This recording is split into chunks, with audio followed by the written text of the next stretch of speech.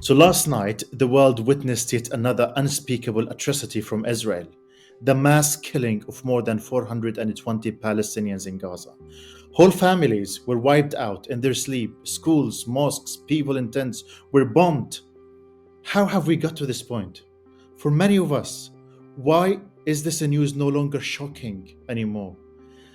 I am very honored and privileged to be discussing this today with a living legend, one of the world's greatest ever songwriters and rock musicians, a voice of resistance and unwavering advocate for human rights. For decades, Roger has used his music, his art, and his voice to stand against oppression. He has been slandered, attacked, blacklisted for speaking the truth, but he has never backed down. And in a world where too many celebrities stay silent for the fear of losing their privilege, Roger Waters stands tall. So, Roger, thank you very much for being here, and thank you for always speaking truth to power. This is why I'm so glad to be here with you and Omar in the new Palestine Deep Dive offices. And I've just seen a little tour of your new studio. It looks fantastic. Omar just told me that Francesca Albanese is going to have our own show on it and be interviewing people. How fantastic is that? Because what an incredible voice for the people she has been these last few years. So I'm really happy to be back. Um, Thank you very much. and And and Roger, truth is power, and knowledge is power, and this is what we try to do to spread the truth and knowledge to the people. yeah, So, you know, Roger, yeah. sorry. No, So, okay, we're speaking over each other. Please go ahead. no, I was just going to say, I've been writing a memoir, and the title of my memoir is Truth and Love. When you say truth, because as I get older and older and older, and I'm very old, as you know, it, Mm. it, it occurs to me more and more often that those are our touchstones. That is what we have to keep our grip on. That is what we must stay in touch with, is truth and love. So anyway, go on. Yeah, what do you want to know? So, Roger, you have been one of the loudest voices calling out these crimes, the crimes of genocide and apartheid in Palestine. And I must ask you, how did you feel today when you woke up this morning to the news that Israel has massacred hundreds, hundreds more Palestinians in Gaza? What was your reaction? My reaction was to make a video because after waking up to that news,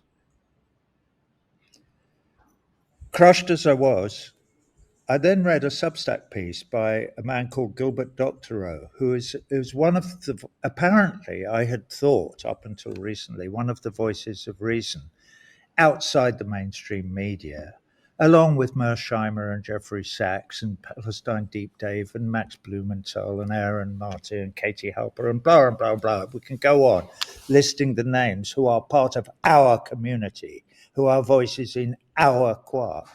And Gilbert is definitely one of them. He lives in Brussels. He's a professor of something or other. He speaks fluent Russian. So he's a great expert on all affairs Russian. And I've listened to him, and he's always on judging freedom and shows like that. But recently, since the election of Donald Trump as the president of the United States, he started to come out with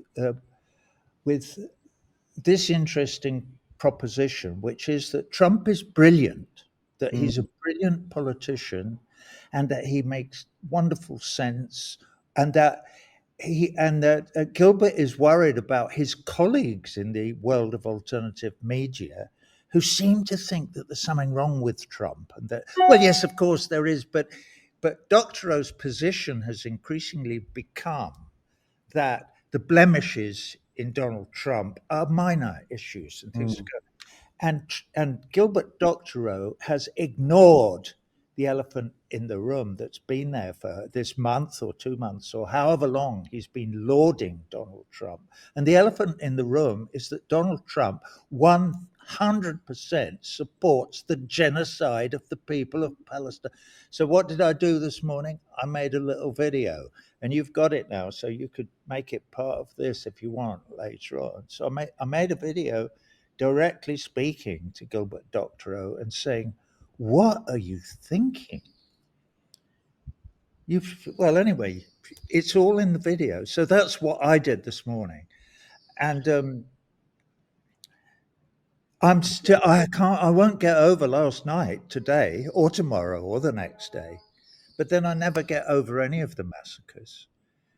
You know, I only go back to about 2008. That was the first mowing of the lawn in Gaza, or as far as I was concerned. I don't go back beyond the first Intifada, which was like at the turn of the millennium or whatever, because I didn't know anything about it. I was ignorant, pig ignorant, like Donald Trump is now. Because if Donald Trump wasn't completely ignorant of the entire history, if Donald Trump had read his Ilan Pape or listened to you guys on Deep Dive or whatever, he wouldn't be able to pursue the policies that he is in the Holy Land, i.e., the eradication of the indigenous people. So he and Jared, his appalling son in law, can build luxury apartments and houses and golf courses once they've got rid of all the people whose land it is. So, Well, Roger, I think the ignorance excuse is not valid anymore. I mean, this no, of course genocide has proved everyone that from now until the end of time, no one can say that they did not know what was going on in Gaza. no, You they know, can't. people are just worried about the hostages in Israel, and they were justifying a genocide to release the hostages. That's not acceptable. We are all equal, and we all deserve to live equally with the human rights for all. And that's why those who say that they were ignorant, they did not know what's going on in Gaza, I don't believe them anymore. People stand with Israel right now because they're racist. I'm sorry, I don't see any justification other than they were racist. And you mentioned Donald Trump. Donald Trump is not a racist, but Donald Trump is a racist, and he's not ignorant. He knows exactly what's going on in Gaza. And today in the White House said that this attack against the Palestinians in Gaza, it was coordinated with them. But You now, know, sorry. yeah. So now some voices, no more than the man himself, are hoping that Donald Trump will be one day awarded the Nobel Peace Prize. Some say that he is bringing about the end of the war in Ukraine, and others see that he is a beacon of hope for the Middle East, as your friend Roger. But given his staunch and unwavering support for Israel, not forgetting how he already moved the U.S. embassy to Jerusalem in 2018, and the one who backed Netanyahu at every run, should this man really be expecting a Nobel Peace Prize, Roger? Don't waste my fucking breath, please. Obviously, that's a ridiculous question, completely absurd. I don't mean to interrupt the flow of your good journalism, but let's not even go there. Do you know, I have a theory. Since you've got me on now, I'll tell you what I'm thinking, what I've been wondering for the last few weeks, all right? We all know now that the mask is off, Western imperialism, finally. At the end of the World War, we all stood around on the 10th of December in Paris in 1948 and declared universal human rights for everybody, supported, we hoped, by a kind of universally accepted international law and the Geneva Conventions and all of that. All right, well, we now know for absolute certain that a lot of our leaders, when they made that declaration, had their fingers crossed behind their back. They were lying, and they knew they were lying.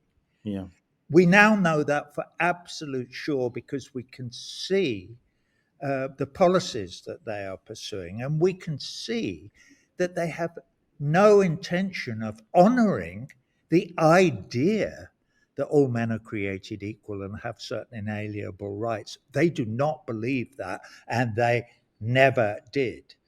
It yeah, is no surprise that Winston Churchill, back in the Second World War, when talking about the 30 million Bengalese Indians who died in the famine that the United Kingdom created and sustained, Winston Churchill said there are beastly people with a beastly religion. Fuck them. I don't think he actually used the F bomb, but he said yeah. beastly people with a beastly religion. So we have to understand that that is still there, that those of us like me who grew up after the Second World War, who believed in the idea that we had made decisions to prevent world wars in the future, we Yeah. were being lied to. So we know that. The mask is off. Okay. So that's over. Now, further to that general idea, because the mask is off, what I'm hoping is that the genocide of the Palestinian people will prove to be the Achilles heel in the monster of the Western hegemony with its mask off that we're watching operate. And it's not just the United States of America, it's France and Germany and the UK and Belgium and the Dutch and the Danish and the Scandinavians, not the Russians yet, and hopefully won't be, but they're all in it together. And they've all said, actually, we didn't mean all that. We believe in empire and hegemony. And we believe that the world is a big cake and it needs to be plundered by Europeans. And if you're brown in the South, or if you're in the Middle East or in Asia or anything, if you're not like us, we will steal every stick of furniture you've got. That is what the Israelis, who are mainly from Northern Europe or North America, are doing now to the indigenous population of the Holy Land, of Palestine, of the country Palestine. They're doing it. That is what Donald Trump is applauding. That is what was happening last night when 400 of my brothers and sisters were slaughtered in cold blood by the Israeli scum, an evil, racist, apartheid, insane religious cult. They are. And everybody can see it. And they make no pretense that they're not. All the polls done in Israel go, yep, that's what we are. What's wrong with that? It's in the Torah, or it's in this, or it's in that. It's in some holy writ. God gave us this, so fuck them. They're animals. They're cockroaches. They're rats. They're vermin. Yes, let's wipe them all out, just like the Jews in the Warsaw Ghetto. Wipe them out. They're scum vermin. They're subhuman. Can you imagine? These people believe this? Even though all of the studies of the human genome since the 1990s, we've known that we're all African, that we all share the same DNA, that we're all cousins, we're all related, all that stuff, the eugenics nonsense that they believed in the 19th century and earliest 20th. We now know that it's nonsense, that Homo sapiens is one race. We're all brothers. And all of this nonsense about some of us being superior to others based either on the color of our skin or the geographical details of our birth is nonsense. Yeah. But it's been organized by rich, powerful people like Winston Churchill and his family, in England.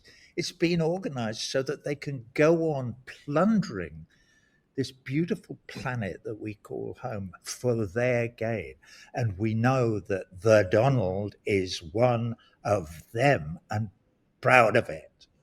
And he believes that that is exactly how, and he's not, to give Donald his due, he makes no bones about it.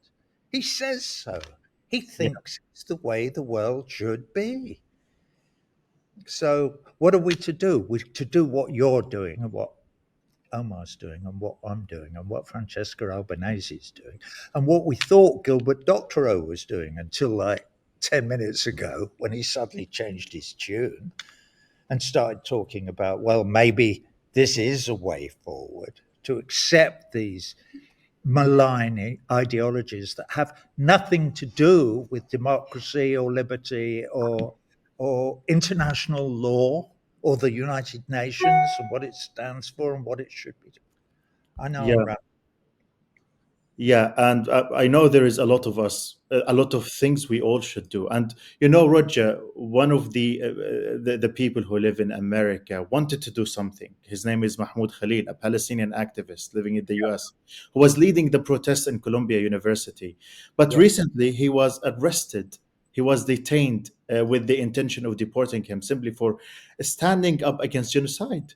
And you know, this is part of the growing crackdown on the Palestinian voices, particularly in the West, where governments claim championhood, a champion free speech, who champion free speech, except when that speech challenges Israel. So, Roger, finally, what is your message? What message do you have for Mahmoud Khalil and all those who are facing persecution simply for speaking truth to power? Keep doing whatever you're doing. Keep doing what you were doing before they arrested you. What's interesting about this and terrifying about it is that when that was going on last year at Colombia, we all watched horrified as they were sending in the militarized police and go, well, hang on a minute. This is Gestapo tactics. This is fascism at work. And they can't possibly, well, they have half gotten away with it already. 20 years ago in interviews I was saying the fight for universal human rights, specifically relating to the people of Palestine, is going to be fought on the campuses of the universities of North America. How right I was going to be, I had no idea. But also, I didn't know that the lobby, the Israeli lobby, the filthy fascist apartheid Israeli lobby, the ADL and Jonathan Greenblatt, and all the other monsters who were involved, were going to have so much power that they could rewrite the laws of the United States so that they could commit crimes like the arrest of the young man that you were talking, Khalil, who you were just talking about just now, who's married to an American system, American citizen, and who's pregnant, and who has a green card and who has an absolute legal right to be in North America and in the United States, and to say whatever he believes in his heart. And they're saying, no, you can't. And neither can Ahmed, and neither can Omar, and neither can Roger Waters. And we're going to destroy them all. Just like we're trying to destroy this honest, humane, heart of gold young man, and which they are. And obviously, we're closing ranks and we're trying to help him in any way we can. But that's why I was saying just now, Ahmed, maybe this is their Achilles heel. You Mm, know, Achilles was dipped in the Styx by his mother to protect him from all evil in the future, but she had her thumb on his heel. So it left a tiny hole. And that's where he was hit by the arrow, and it brought him down. He went from being this all powerful figure mm, to being wow. nothing because he had this hole in his armor. Well, the hole in Trump's armor and the hole in Israeli lobby's armor is their evil. The fact that they're so undeniably and appallingly evil in every way may be their Achilles heel. And they may fail, they may fall over because of their Achilles heel, because the people of the world will realize this isn't what we signed up for. And the people of the world will realize that they're all Homo sapiens and that all the people, even the Israelis, are their brothers and sisters, but that we all have to treat one another like cousins. So we don't drop 2,000-pound bombs on multi story residential buildings in foreign lands, murdering everyone in them. Not least in southern Lebanon, which is what they did to kill Nasrallah. They dropped six 2,000-pound bombs on a whole high rise building estate to kill one man who didn't agree with them. Sudan? Roger, that was very, very powerful. Thank you very much for your voice, and thank you for Not at all. unwavering support for all the oppressed people around the world.